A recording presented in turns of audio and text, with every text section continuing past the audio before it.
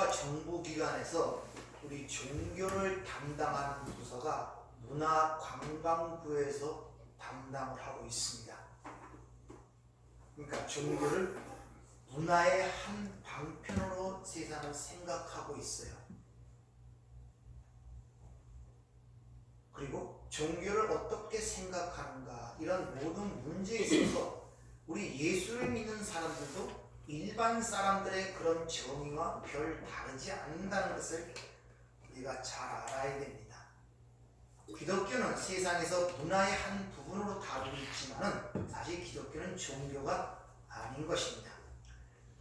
세상에서는 이 문화를 어떻게 정의하냐 하면은 일정한 목적을 생활 이상을 실현하고자 하여 사회 구성원들에 의하여 습득, 공유, 전달되는 행동 양식이다. 그러면서 그 생활의 과정 및 그 과정에서 이룩해낸 물질적, 정신적 소득을 통틀어 이루는 말인데, 그것은 거기에 언어, 풍습, 종교, 학문, 또 예술, 제도가 다 문화 안에 포함이 되어 있다는 것입니다.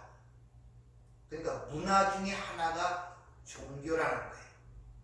그래서 대부분 기독교인들도 여러 종교 중에 한 부분이 종교가 기독교다 이렇게 생각하는 대부분의 그런 인식들이 있습니다. 그럼 세상에서 종교를 어떤 식으로 정의하고 인식하느냐? 신이나 절대적인 힘을 통하여 인간의 고민을 해결하고 삶의 근본적 목적을 찾는 문화 중에 하나다. 그리고 무한하고 절대적인 초인적 힘을 숭배하면서 그를 신성하게 여겨 선악을 권계하며 행복을 얻고자 하는 것이 종교다, 이렇게 생각을 합니다. 여러분은 종교의 개념이 어떻습니까? 똑같지 않습니까? 일반적인 생각들로 어떤 신에게, 절대적인 초월적인 신에게 그 힘을 통하여 인간의 어떤 고민을 해결하고 행복을 추구하고 삶의 근본 목적을 알고자 하는 것이 종교다. 그런데 우리가 믿는 기독교가 여러분이 그런 종교로 생각하고 있지 않냐는 것입니다. 다 인간들이 만들어낸 문화의 한 방편으로 종교를 생각하고 있는 이 세상의 개념과 예수를 믿고 하나님을 살아계신 하나님을 믿는다는 그리스도인도 갖는 개념이 거의 같아요. 거의 같다는 것입니다.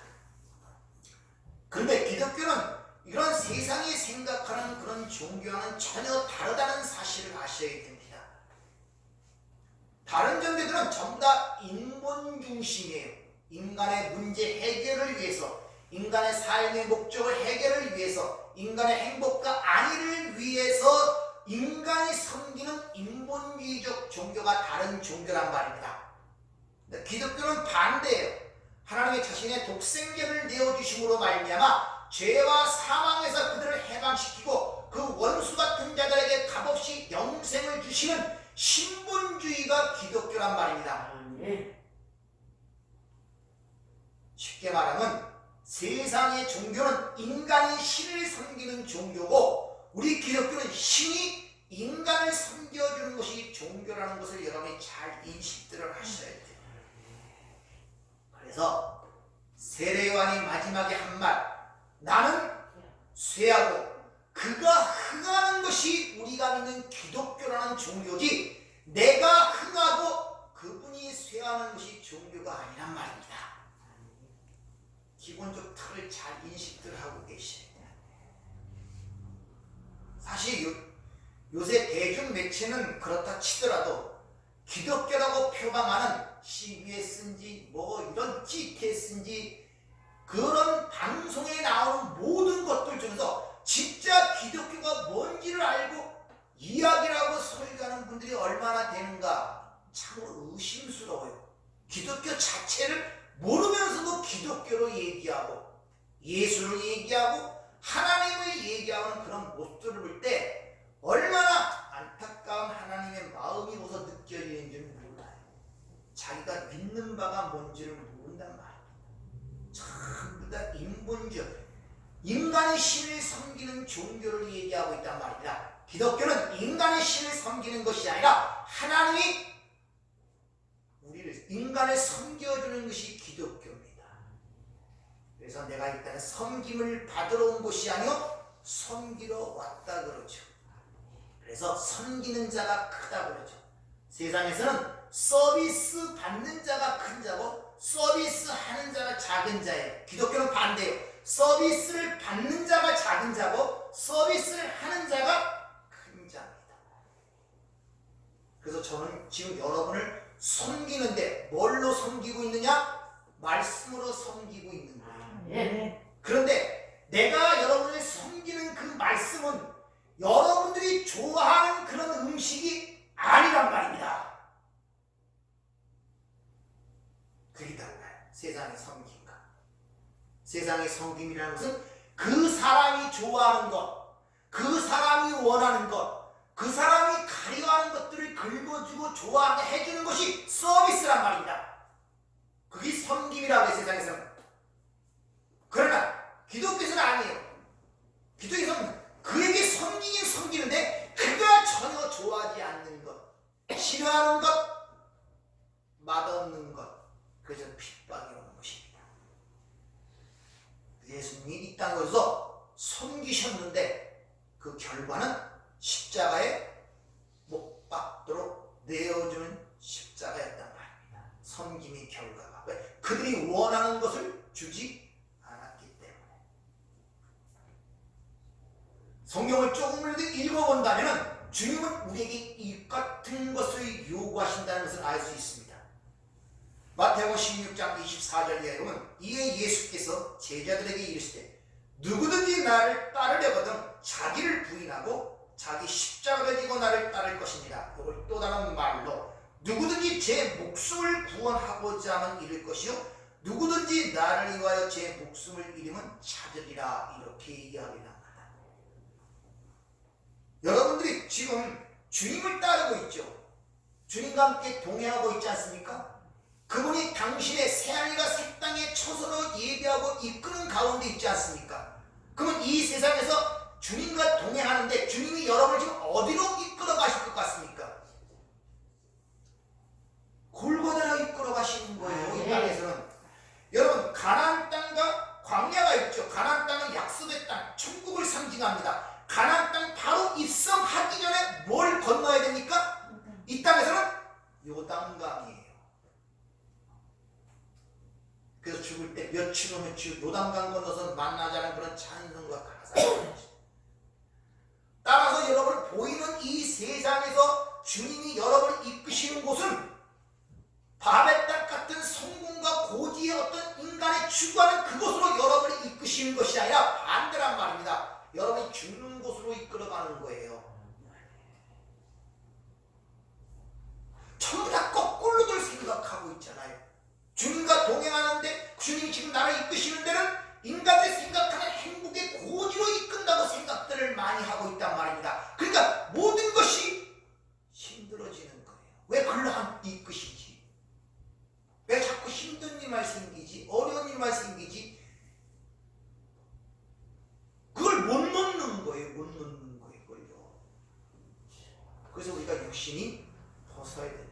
우리는 끝까지 그럴 것입니다. 그러면 철저하게 왜 예수가 죽어야만 했고 왜 새로운 피조물이 되어야만 했는가, 왜 가르침으로 안 되는가, 왜 교육으로 안 되는가를 철저하게 깨닫고 불가능함을 깨닫고 저기서 나를 하나님이 건져주셨구나. 이렇게 찬송하는 자리로 가는 것이 신앙생활입니다. 그런 이야기를 히브리서 13장 11절에 보면은 구약의 제사 의식을 비유하여 이렇게 말씀하십니다. 이걸 표준 세번역으로 말씀을 드리죠.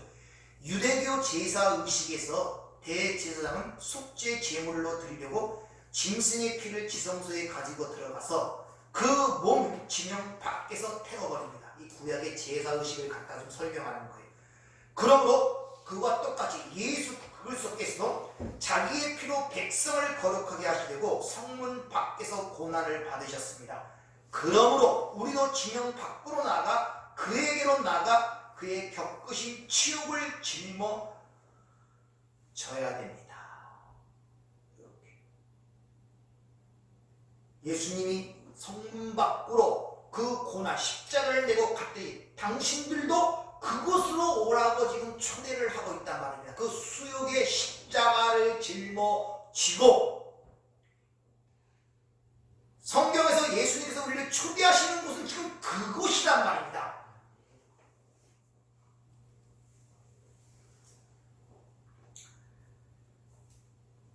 그 성문 밖, 영문 밖, 징영 밖이라는 이 단어가 애매하죠. 레위기 16장에 보면은 거기서 잘 설명이 되어 있는데 거기 보면 대속죄일이라고 이스라엘 백성들은 1년에 한 번 대속죄일이 있어요. 누구나 와서부터 제사를 드려야 되고 온 백성의 죄를 고백하는 그런 행사이 대속죄입니다. 거기서 보면 2마리의 염소가 준비가 돼요. 2마리 염소가. 그래서 한 염소는 죽어서 그 피를 갖고 지성소에 가서 담뿌리에 바르고 지성소 위와 아래에 피를 뿌립니다. 그리고 죽은 짐승의 고기, 가죽, 그 똥은 그 밖으로 나가 불사릅니다. 여기 구약시대에 속죄제를 드리는 그 양식이에요. 그것을 씹어서 지금 갖다가 그 모습 속에서 예수의 십자가를 지금 설명하고 있단 말입니다.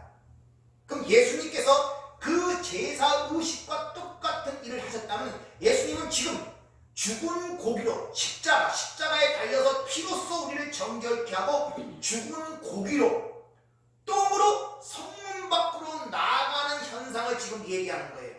그러면서 그 자리로 우리를 초대하고 있는 거예요. 영문 밖으로 그의 수욕, 치욕을 짊어지고 나아가자 하는 말씀으로서 바로 예수님이 그 죽은 고기로 가죽으로 똥으로 나갔던 불타는 그 자리가 원래 누구의 자리였느냐? 우리의 자리였단 말입니다. 우리가 그 자리에 있었단 말입니다. 그래서 이 세상을 지옥, 감옥이라고 하는 거예요. 땅짓자, 갓짓옥. 그곳으로 예수님이 오신 거예요. 죽은 고기가 되어 똥이 되어 우리 자리에 오셔서 우리를 거기서 건져내신 것이 구원의 사건임을 히브리 기자는 구약의 제사 의식을 빗대어 지금 십자가의 의미를 우리에게 설명하고 우리도 그곳으로 나오라는 것입니다. 그 얘기를 지금 하고 있단 말입니다. 그래서 사도 바울이 내가 예수 그리스도를 안 다음부터 그 지식이 가장 고상함으로 인하여 그전에 내게 유익하던 것을 다 뭘로 여긴다? 배설물로 여긴다 그러죠. 이 말은 예수 믿고 내가 좋아하던 걸 버린다는 것이 아니라 내가 예수를 아는 지식, 그 진리를 알므로 말미암아 내가 그전에 유익하다고 생각하던 그 자리가 똥의 자리였고 죽은 고기의 자리였음을 깨달았단 말이에요. 그것이 배설물로 여겼다는 것입니다. 금은부화를 사랑하지 말라 그래갖고 그런 말을 했다고 금은부화를 버리면 그게 하나님의 말씀이 순종하는 것이 되는 것이 아니란 말입니다. 버리고 싶지 않지만 안 버리면 혼난다니까 버리는 그 형국, 그거 올바른 거 아닙니다. 여러분들, 여러분이 이 세상의 실상이 어떠함을 깨닫지 못하면 절대 버리지 않고 거기서 안 나와요. 내가 있던 자리가 똥의 자리, 죽은 고기의 자리였음을 아는 사람만이 그걸 배설물로 버릴 수가 있는 것입니다.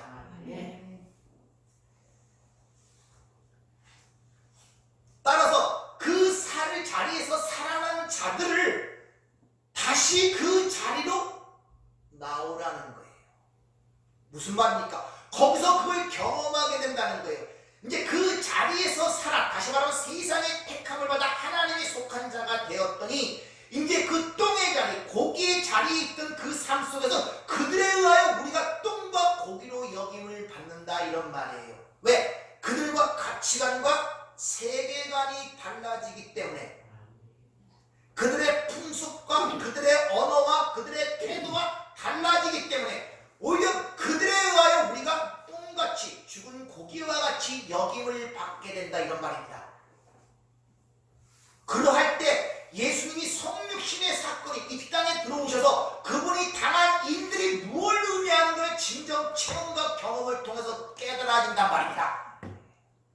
그럴 때 십자가의 의미와 그 주시는 은혜를 절절하게 우리가 깨달을 수 있다는 것입니다.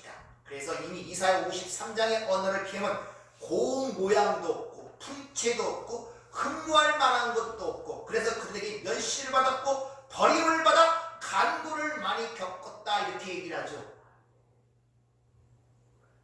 세상, 이 죽은 고기와 같은 똥과 같은 세상에서는 그들이 추구하는 것이 아름다운 풍채, 풍모, 세상의 평판, 지위, 부귀, 영화, 그런 거 아닙니까? 그런데 거기서 살아가는 자들은 그것이 똥과 고기로 보이기 시작하는 거예요. 가치관이 달라지고 세계관이 달랐단 말입니다. 그러니까 그들에 의하여 우리가 오히려 그렇게 보이기 시작한다, 이런 말이란 말입니다. 그리고 또 한 마리, 염소 두 마리를. 그래서 예수의 십자가의 의미, 그 속죄가 의미하는 걸 뭔가를 알기 위해서 염소 두 마리가 준비된, 한 마리는 제사의 제물로 인해 피를 뿌려 죽고 죽은 고기와 똥으로 밖에 태워지고, 한 마리는 이스라엘 백성들의 모든 죄를 그 머리에 안수하여 광야로 쫓아냅니다. 살려서 죽음의 삶이 무엇인가를 경험하도록 그냥 그 산채로 염소를 광야로 몰아낸단 말입니다. 예수님의 성육신의 사건을 얘기하는 거예요. 그러니까 예수님은 십자가에서만, 골고다에서만 십자가가 쓴 것이 아니라 이미 이 어둠의 감옥 속으로 내려온, 이 지상으로 내려온, 땅으로 오는 순간부터 십자가의 삶이었다는 거예요. 예수님은 그걸 알고 계셨어요. 그래서 12살 때 성경에 올라가서 이미 하나님을 아버지라고 하죠. 내가 내 아버지 집에 있어야 할 것을 당신들은 모르셨냐고. 그럼 여러분 똑같이 그 예수와 함께 살아났고 다시 예수에 의하여 세상에 보내졌잖아요. 그럼 여러분이 지금 이 땅이 그러한 세상임을 알고 살아가고 계십니까?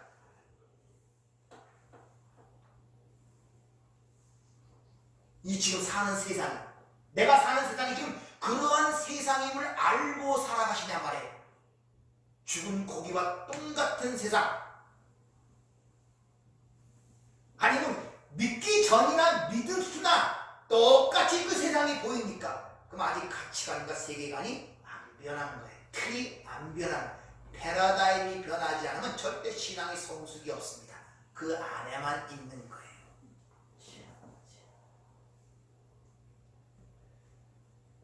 그 두 번째 광야로 보내진 염소를 아사셀이라고 해요. 아사셀.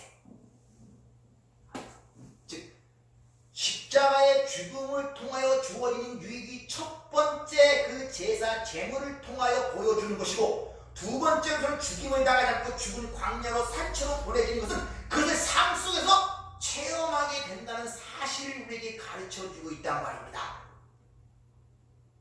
따라서 저와 여러분, 예수에 의하여 십자가, 죽은 고기와 똥에서 건진받아 산자가 됐지만 다시 글로 아사셀로 보내지는 거예요. 그 삶을 살아보도록.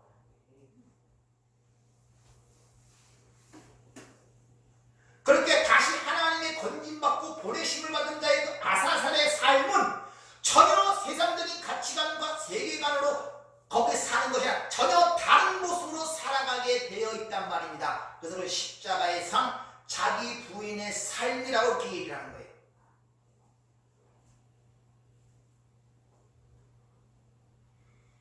성경은 그 자리로 지금 우리를 불러내고 있는데, 지금 어떻게 된 게 기독교는 거꾸로 이야기를 하고 있단 말입니다. 자꾸 세상에서 왕을 만들어 주겠다는 거예요. 세상에서 성공을 주겠다는 것입니다.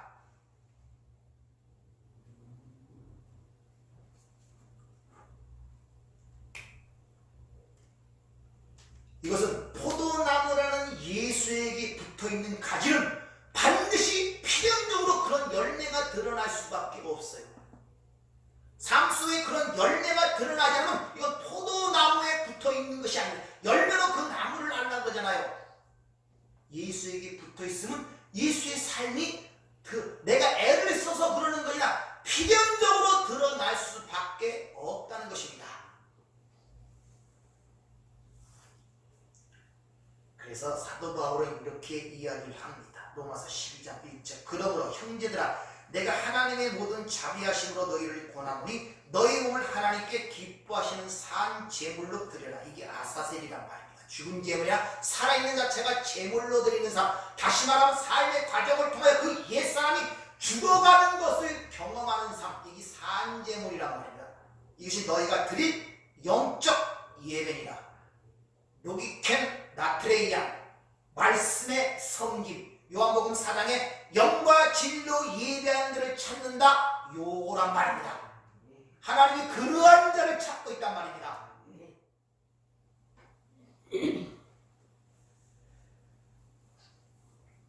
그래서 바울은 고린도 교회에 이렇게 표현하죠. 형제들아, 내가 그리스도 예수 안에서 우리 주 안에서 가진 바 너에게 나의 자랑을 두고 단언하니 나는 날마다 죽노라.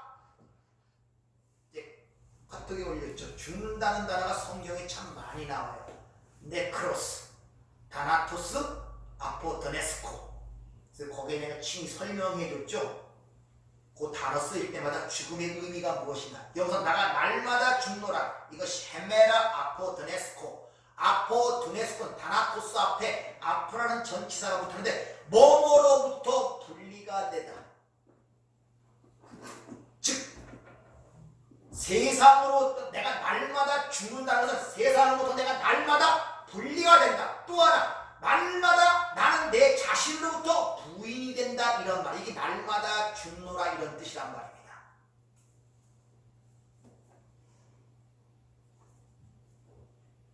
여러분이 자꾸 흥하면 안 돼요. 내가 흥하려고 하지 마세요. 여러분 연령상으로도 그렇게 연령이 됐잖아요. 나이가 거의 60대들 바라보지 않습니까? 좀 넘고 세상에도 한갑자, 60갑자, 한갑자를 넘으면 뭘 받습니까? 절을 받죠. 병풍을 넣고. 죽은 사람이 절 받는 거예요. 죽었다는 거예요. 병풍을 넣고. 그래서 환갑상과 제사상이 똑같습니다. 죽었단 말이에요. 환갑이라는 단어가 한갑자 돌아갔고. 근데 자꾸 웃어 내가 살려고 하면 안 되잖아요. 그러니까 힘든 거예요. 놔버리란 말입니다. 자꾸 내가 흥하려고 그러고 내가 살려고 그러고 그 아집, 그 고집, 내가 지금까지 살았던 그 가치관, 그걸 놓지 못하는 거예요. 인생관. 그게 남에게 고통을 준다는 생각은 자신은 못해요. 자신이 옳기 때문에 선악과를 입에 물고 있거든요. 내가 선하게 주치려고 판단 자란 말입니다. 그거 놔야 돼요. 네.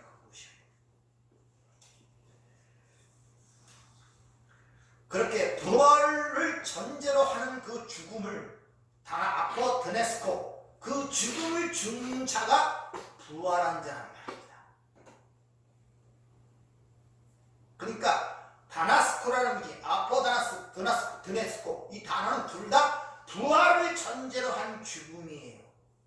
근데 네크로스라는 것은 완전히 죽는다는 것입니다. 그래서 고린도서 4장 10절에 보면 우리가 항상 예수의 죽음을 몸에 짊어짐은 예수의 생명 또한 우리 몸에 나타나게 하려 합니다. 우리가 살아있는 우리가 항상 예수를 위하여 죽음에 넘겨짐은, 그래서 죽음에 넘겨지는 이 다나토스의 부활을 전제로 한 죽음에 넘겨짐은 파라디동이 넘겨졌단 말이 수동태. 예수의 생명이 또한 우리 죽을 육체에 나타내게 하려 합니다. 요한복음의 주님이죠. 내가 스스로 내 생명을 빼앗는 자가 아니라 내가 스스로 버린다 그러죠. 왜? 내가 버림으로써 다시 얻는 그 계명을 하나님이 그걸 주셨다는 거예요.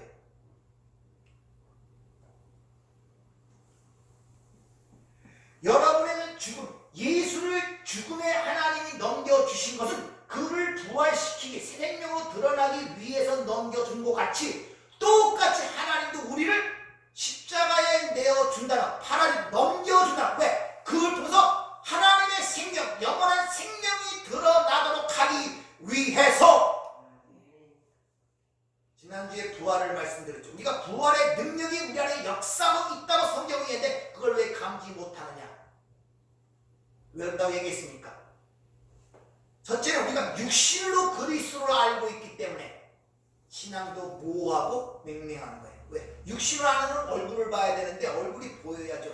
그러니까 무덤에 가서 시체 없는 그 무덤에 가서 예수님이 안 보인다고 우는 마리아와 같은 신앙, 맨날 굉장히 애정 있고 그런 사람들은 용기가 애정도 있고 신앙생활 잘하는 것 같아요. 다시 그냥 그 예수님 보여달라고 예수님 없는 거 울고 하면서 살아계신 주님 있는지 모르고. 두 번째는 부활했다는 진리 같은 걸 알긴 하는데 그게 뭘 의미하는지를 피상적으로 아는 얘기를 엠마오상의 두 제자를 얘기 통해서 말씀을 드렸잖아요. 육신을 하는 자는 주님이 같이 계셔도 못 알아봐요. 우리가 지금 주님을 유일하게 볼 수 있는 방법은 하나님이 주신 말씀을 통해서는 깨달을 수가 있는 것입니다. 따라서 부활하신 주님을 아는 자는 누가 내가 봤다는 목격자의 목격담에 의해서 믿어지는 것도 아니고 육신적으로 봤다고 해서 믿어지는 것도 아니라는 걸 제자들이 부활하신 주님을 보고도 다 집으로 돌아가지 않습니까? 심지어 승천하는 모습을 보고도 다 돌아가지 않습니까? 남에 의하여 믿어지는 게 아니란 말입니다.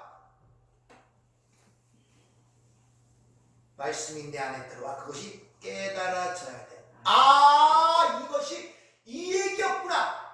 이게 좀 더 나가면 이 보이는 세상이 지금 그걸 얘기하고 있네. 꽃 한 송이 피고 지는 것도 지금 하나님의 진리를 얘기하고 있네. 이게 하나님을 보는 자란 말입니다. 내가 결혼해서 아이를 낳고 늙어 죽는 이것이 구원의 이야기를 하고 가르치는 거네. 이게 하나님을 보는 거란 말입니다. 이것이 어디 수영 허옇게 난 할아버지 보는 것이 아니라 삶의 모든 부분, 우리의 신체적 구조나 삶의 양상이나 이 우주의 변화나 자연의 변화나 모든 것들은 하나님이 하시는 말씀이란 말입니다. 그럼 그걸 통해서 우리가 읽어내고 듣고 알고 깨달으면 그게 하나님을 보고 있는 거예요, 지금요. 근데 우린 그게 모르니까 자꾸 눈으로 보고 만지고 그리스도를 육신으로 알라 그러니까 이게 보여야지 안 된단 말이에요.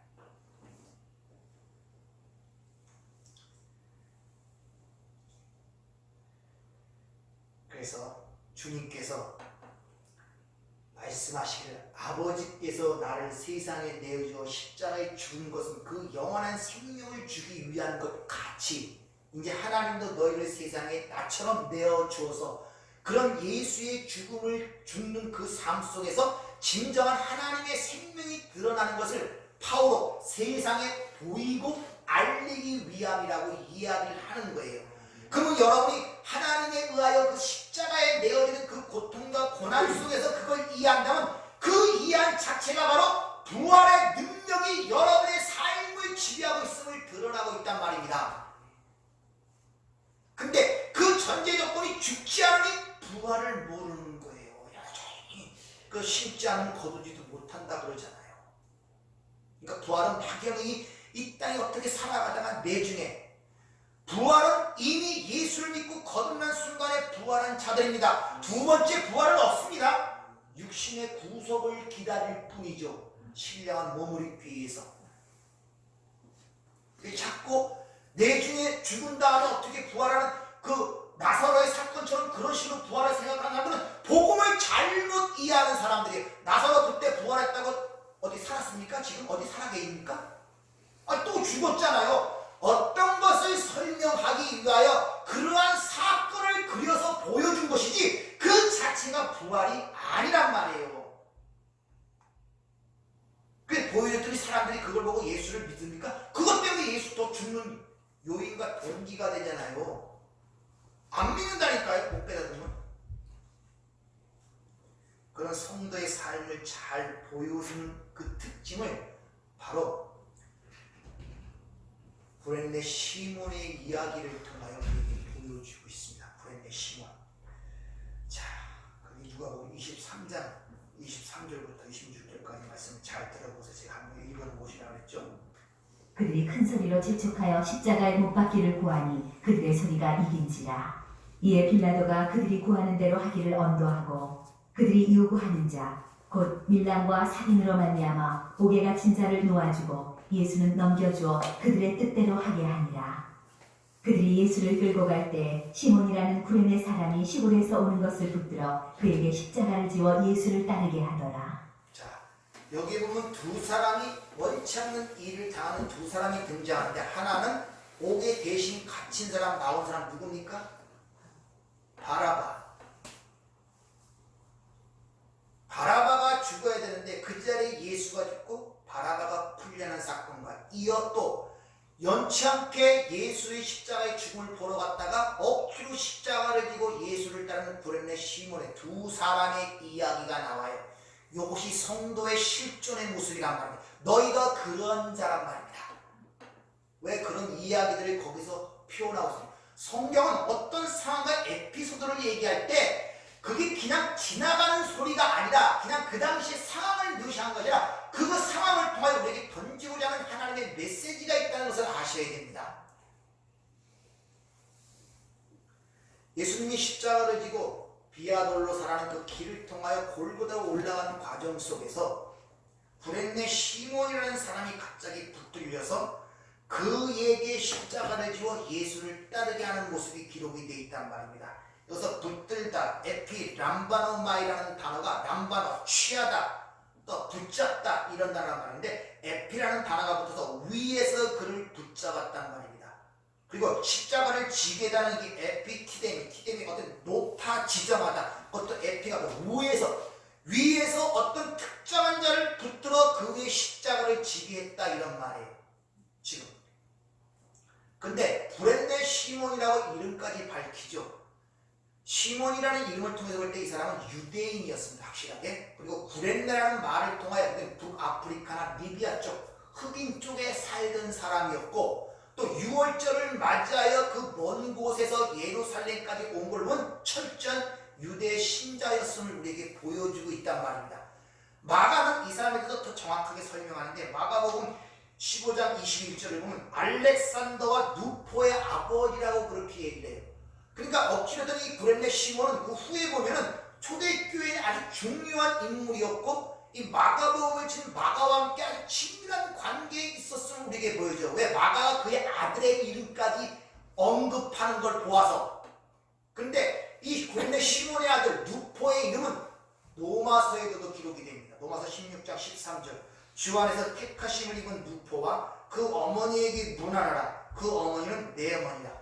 얼마나 친했던지 구레네 시몬의 아들인 누포의 그 어머니, 그러니까 구레네 시몬의 어머니, 아들 누포의 어머니니까 구레네 시몬의 아내예요. 근데 바울이 내 어머니라 할 정도로 아주 친밀한 관계에 있었음을 우리에게 보여주고 있단 말입니다. 자, 그러면 그런 이야기들이 성경 전체에 나오는데, 그럼 구레네 시몬이라는 사람을 통해 지금 당신의 교회들에게 뭘 가르치고자 이 이야기가 여기에 기록이 된 거예요. 그럼 구레네 시몬을 통해 우리에게 던지고자 하는 하나님의 메시지가 뭐냔 말입니다. 그것은 하나님의 백성이 되어진다는 것은 자원해서 되는 것도 아니고 선택되어서 되는 것도 아니고 자신이 노력해서 되는 것이 아님을 우리에게 단적으로 지금 보여주고 있는 것입니다. 여기서 내가 예수 믿기를 선택해서 예수를 믿은 사람 손 들어보세요. 다 이것저것 비교해갖고, 언젠가는 얘기했지만 기독교의 교리 중에 불가항력적 은혜라는 말이 있어요. Irresistible of Grace. 하나님의 강권적 선택에 의하여 뜻하지 않게 하나님의 그 삶 속으로 개입함으로 말미암아 하나님의 백성으로 이끌어져 가는 그 상황을 구레네 시몬의 이야기를 통해서 우리에게 일러주고 있단 말입니다. 그게 신앙생활이에요. 여러분의 선택에 의하여, 자발적인 노력에 의하여, 공로에 의하여 되어지는 것이 아니라 하나님의 강권적 선택과 은혜에 의하여 여러분이 싫든 좋든 하나님의 택한 백성들은 그 위에 십자라는 것이 지워지게 되어 있고 여러분을 끌어가게 되어 있다는 사실을 보여주는 거예요. 그래서 구레네 시몬이 원하지도 생각지도 않았던 십자가를 짐으로 말미암아 예수를 따르게 되고, 그가 초대교회의 일원으로서 신실한 믿음의 사람으로 성경에 기록이 되는 것입니다. 이해가 되십니까? 아, 네. 그게 성도의 신앙생활이에요. 아, 네. 여러분이 하나님의 백성이라면 싫든 좋든 그 십자가를 지고 가게 되어 있는 것입니다. 싫든 좋든. 자, 지난주에 말씀드렸죠. 예수님이 십자가 지고 골고다에 오르는 모습이 구약에서 보여지고 있다 그랬죠. 무슨 사건입니까? 이삭의 모리아 사건을 통해서 제가 설명을 드렸잖아요. 거기서 하나님의 일하심을 보이고 다 잊어먹었습니까? 자, 그러면 예수님 모리아 산에 그 자기가 질 십자가를 나무를 지고 그 하나님을 아버지와 같이 가는 이삭, 그 이삭과 누가 동행했다고요? 아버지가 동행했잖아요. 아버지하고 이삭하고. 근데 이삭은 뭐를 지고? 나무를 지고. 이 스타우로스라는 십자가는, 여러분 십자가라고 그러니까 자꾸 십자 형상을 생각하지 마세요. 원래 십자가는 스트라우스 기둥입니다. 그냥 기둥, 나무 기둥, 기둥의 기둥. 근데 그게 자꾸 이어가갖고서 뭐이 꺾어진 이 나치하고 또 산스크리 그 만자, 공만자하고 비슷하게 돼갖고선 자꾸 십자가인데 여십자가 생각하는데 아니, 스타로스는 기둥입니다. 그냥 기둥. 어디야? 나무 기둥에 나무 기둥. 그걸 지고 동행하는 그 아버지 아브라함의 손에는 뭐가 있다고 기록합니까?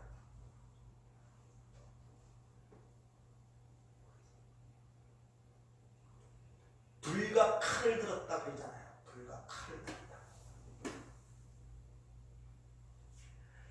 우리 신앙생활 속에서 문제는 뭐냐면, 자, 아브라함이 이제 이삭을 대고 번제할 나무를 지고, 그를 번제하려면 잡으려면 칼과 불이 있어야 돼. 그리고선 대고가.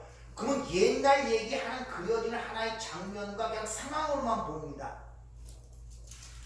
그게 뭘 의미하는지는 모르고 그냥 상황, 어떤 상황을 그림 그려놓고 어떤 현실로 그냥 보여요. 똑같이 우리 삶도 지금 남녀가 결혼해서 자식을 낳고 그냥 이 가정 생활인 걸 그냥 그걸로만 봐요. 아무런 유익이 없어요. 그걸 꿈이라고 해요. 자식 키우고 뭐 아웅당하고 싸우고 지지고 먹고 직장 내고 그냥 그 상태로 봐. 그게 삶이라고 봐요. 그냥 하나님은 그걸 통해 배우라고 교보제로 줬는데 그냥 그 자체를 그냥 보고 그만 보고 있는 거예요. 그만. 그러니까 무슨 그게 삶이 여러분에게 유익이 있겠습니까? 고통스럽지, 힘들지, 거기에만 지쳐가고 있으니 그걸 통해 그걸 배우라고 줬는데 그냥 그렇게 보는 거예요. 그냥 아침에 일어나서 그냥 어디 가서 일하고 그냥 뭐 지지고 볶고 싸우고 뭐 자식 키우고 뭐 좀 그냥 그거예요. 그냥 그러다가 나 삶 속에 그냥 어떤 고난이나 없고 평탄하게 잘 살고 잘 먹고 살다가 그냥 하나님의 도우심을 한다. 보편적 수준이 다 그거예요.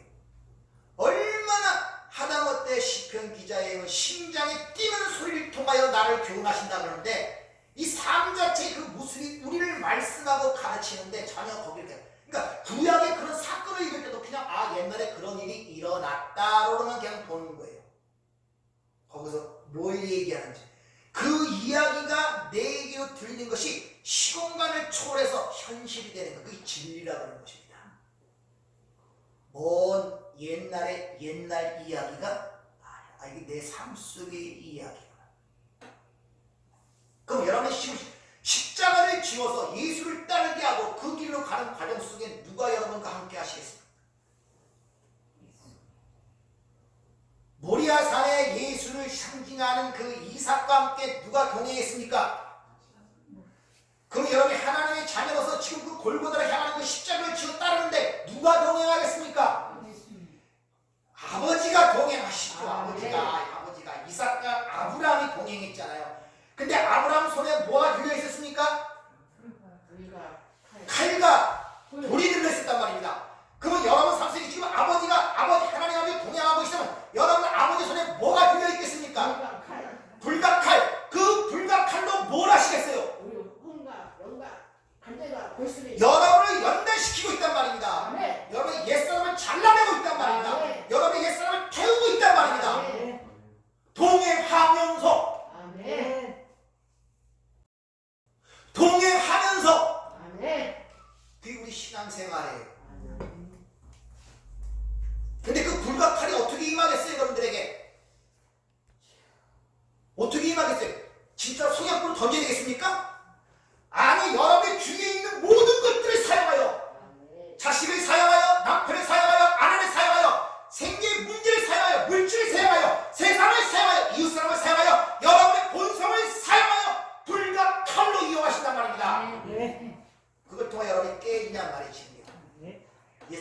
거냐는 말이에요.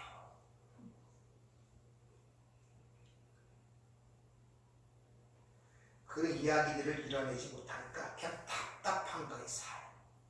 그냥 단지 힘든 거예요.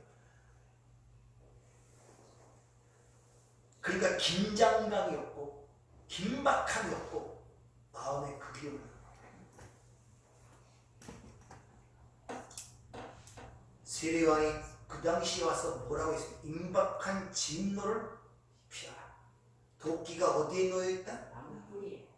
가지치기 정도가 아니라 이미 세례요한 때 임박한 진노가 이미 뿌리에 도끼가 놓여있다고 해요. 이런 상황 속에서 그 상황을 피할 자들이 그 주인 앞에서 벌레 같은 인간들이 서로 사랑하고 서로 정치하고 시집가고 장가가고 밥 팔고 소 팔고 너 낳니 내 낳니 이 형국이 지금 이 세상의 형국이란 말입니다. 그 어떤 사람이 세례요한이 2000년 전에 온 사람인데 아직도 멀쩡한데 그 베드로가 미리 얘기하죠. 야 세상이 옛날부터 그대로 하늘인데 무슨 말세가 오느냐. 저는 그때의 세상이 물로 멸망된 것을 알지 못하고 그걸 자초한다 그러죠. 그러면서 1000년이 하루 같고 하루가 1000년 같은 걸 잊지 말라 그러죠. 여러분 시간 개념으로 모든 걸 생각하죠. 무지하게 먼 시간, 마치 하루살이가 그 다음 날을 모르는 것처럼 하루살이는 그 시간이 긴 거예요. 무한한 것처럼 느껴집니다. 해가 지면 죽는 줄 모르고. 그러나 우리는 그 하루 이상을 사는 자들은 그 하루살이의 인생을 압니다. 여러분 시간 개념과 모든 역사의 개념이 영원한 시간에서 바라보지 못하면 전부 다 헛것들이에요. 여러분들 엄청나게 인생을 길게 보는 거예요. 그러면서 출세를 위해서 이리 뛰고 저리 뛰고 너 잘났니 나 못났다 너 못났냐 나 잘났다 이 사람 저 사람 비평해 잡고 이 사람 저 사람 욕하고 거기서 태교들인지야 고집 꼭대기에 올라가 성공이라는 걸 붙잡고 싶어서 막 이리 뛰고 저리 뛰는 모습을 볼 때 도끼가 나무 뿌리에 놓였다는데 그 말을 민족하라. 네, 우리 시간 개념으로는 엄청나게 먼 것처럼 느껴지고 아직도 하나님의 나라는 요한계시록 우리가 공부할 때 배웠죠. 7 대적, 7 나팔, 7인 그것이 먼 과거의 일이합니까? 세대주의처럼 지금 일어나고 있는 거예요. 여러분들 주님도 똑같은 말씀을 하십니다. 한번 찾아볼까요? 누가복음 17장 26절 30절까지 노아의 때에 된 것과 같이 인자의 때에도 그러하리라. 노아가 방주에 들어가던 날까지 사람들이 먹고 마시고 장가들고 시집가더니 홍수가 나서 그들을 다 멸망시켰으며 또 롯의 때와 같으리니 사람들이 먹고 마시고 사고 팔고 심고 집을 짓더니 롯이 소돔에서 나가던 날에 하늘로부터 불과 유황이 비오듯 하여 그들을 멸망시켰느니라. 인자가 나타나는 날에도 이러하리라. 구약의 대표적인 사건 두 가지를 주님이 말씀하시면서 인자가 나타날 때도 그와 같다. 노아가 방주에 들어갈 때까지 사람들은 먹고 마시고 시집가고 장가간다. 롯이 소돔을 떠날 때까지 사람들은 먹고 마시고 시집가고 장가간다는 것입니다. 뭐 시집가고 장가가는 게 나쁜 것이냐? 또 그렇게 듣지 마세요. 그런 의도의 의미가 아니란 말입니다. 자격지심에 밀발. 그럼 시집가고 장가가는 게 나쁜 거예요? 시집도 가지 말아야 되겠지. 잘못하면 금욕주의에 빠진단 말입니다. 무슨 말입니까? 하나님 나라에 대해서는 관심이 없다는 거예요. 그저 현세적인 것, 물질적인 것, 그것에만 모든 관심이 쏠려 있는 거예요. 모든 관심. 그래서 아모스 선지자가 하나님 만나기를 예비하라 그러죠. 그럼 하나님 만나기를 지금 예비하고 계십니까?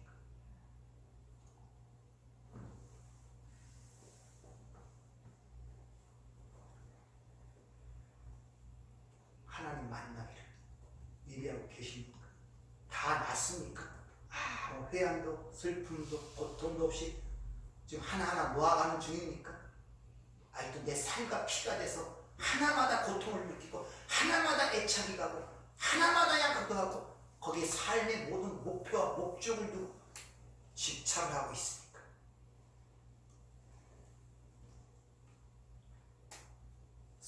세상에 이러함을 때 우리가 어떤 태도를 취하겠어? 이런 사실을 인식하고 깨닫는다면 이 사실이 죽은 똥과 죽은 고기와 같은 세상임을 안다면, 도끼가 나무뿔에서 곧 잘라진다는 사실을 안다면, 거기서 구원해준 여러분 감사하지 않겠습니까? 네. 감사하지 않습니까? 아멘. 근데 그 자리에서 건진받은 게 느껴져야지, 인식이 돼야지, 감흥이 돼야지.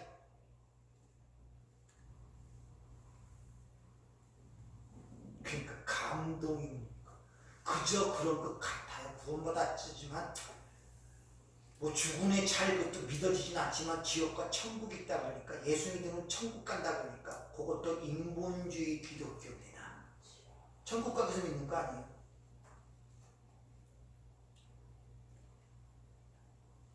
그럼 어떤 사람 지금 지옥 가기 위해서 믿습니까? 그렇게 무료 사람도 있을 거예요. 거기 인본주의가 자기 입장에서 모든 걸 보는 거야. 넌 하나님의 뜻과 계획을 드러나게 하는 하나님의 형상대로 창조된 이 땅에 보내진 자라면서 밑받침을 깔고 있지 못하기 때문에 자기 입장, 선악과를 물고 자기 기준에서 얘기를 하는 거야. 누구나 일단 하나님이 선하지 않거나 이 세상에 어떤 악이나 이런 전염병 같은 게 할 때 네가 있는 하나님은 선하지 않거나 아니면 그걸 구원할 능력이 없어 그런다, 이런 말과 똑같은 거예요. 이게 인본주의란 말이에요. 속에서 그런 소리가 나면 아직도 나는 멀었구나, 아직도 내 중심으로 모든 걸 보고 있구나, 내가 하나님이 떠나면 나는 진흙덩어리, 흙덩어리라는 사실이 아직도 내가 인지가 되지 않는구나, 이런 사실들을 알고 됩니다. 자, 그러면 또 하나, 세상이 그러하다만 하면 여러분이 뭘 해야 되겠습니까? 거기서 건져진 그 하나님의 은혜에 찬송을 해야죠. 또 하나는 뭐겠습니까? 여러분이 피부치, 혈과 육으로 있는데 그들을 국률한 마음으로 건져내야 되잖아요. 네. 내버려 두시겠습니까?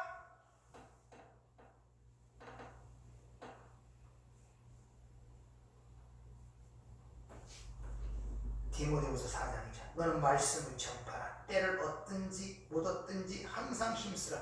범사의 오래 참음과 가르침으로 경책하며 경계하며 권하라. 부자가 가깝고 그 뜨거운 불 속에서 애원합니다.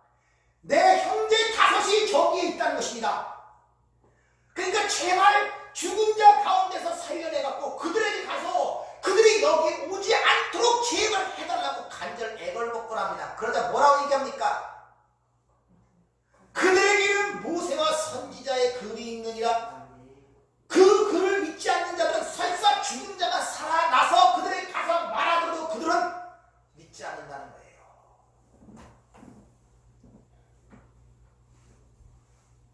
후회하시겠습니까? 여러분도 가갖고 내 형제들 다섯이 있는데 천국과 지옥이 있으니까 제발 예수 믿게 해주세요. 그때 가서 그렇게 얘기하시겠습니까? 그럼 거기서는 하나님의 그 말을 듣고 옥황상제처럼, 그래, 네 정성이 지극하고 네가 이 세상에 살 때 공동의 말을 쌓았으므로 내가 네 명을 들어주어서 내가 저들을 예수를 믿게 해주겠노라, 이렇게 하나님이 말씀하실 것 같습니다.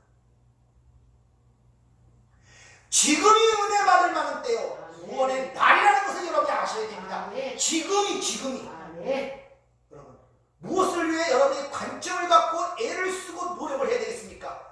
어디에 집중했습니까? 따라서 자기 자식들, 자기 남편, 가족, 혈육으로 이 세상에 가장 결속된 혈육에 관계된 그들에 의해서 그들의 그 영혼을 위해서 기도하지 않고 그들을 바라보지 못하고 세상적인 모든 걸 하는 것들은 전부 다 사랑이 아니라 자기 욕심이란 말입니다. 이기심이란 말입니다. 세상에서 출세하기 위해서는 뭐 엄청나게 기도를 하죠. 그 영혼이 잘 되기 위해서 기도하는 게 아니라, 하나님 만나기 위해 기도하는 것이 아니라, 그 신앙을 위해 기도하는 것이 아니라, 사랑이라는 것은 생명을 준 것이 사랑인데, 이 세상에 헛된 바벨탑을 쌓아서 뭐가 그게 사랑입니까? 멸망으로 가는 것이지. 어디에 우선순위를 두고 여러분 살고 계시냔 말이에요. 자식이 금반지해 주는 게 좋습니까? 그렇게? 그걸 위해서 그렇게 자신을 애쓰고 사랑이라고 베푸십니까? 또 자신에서 내가 명성을 입게 해서 야 누구 자식이네? 그것을 그렇게 애리중지하고 그렇게 애를 쓰십니까? 자식을 위해서? 그 잘못 보는 거예요 여러분들.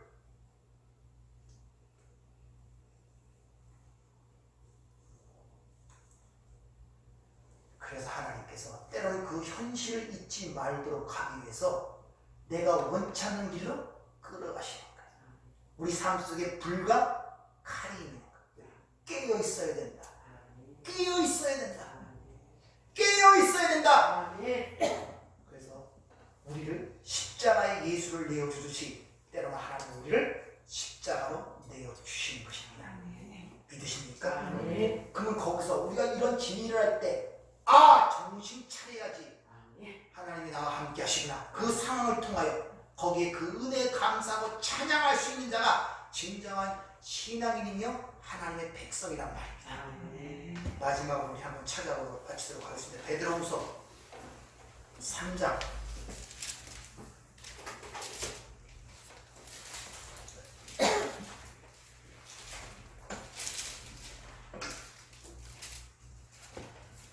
1절부터 13절까지 한번 같이 읽도록 하겠습니다.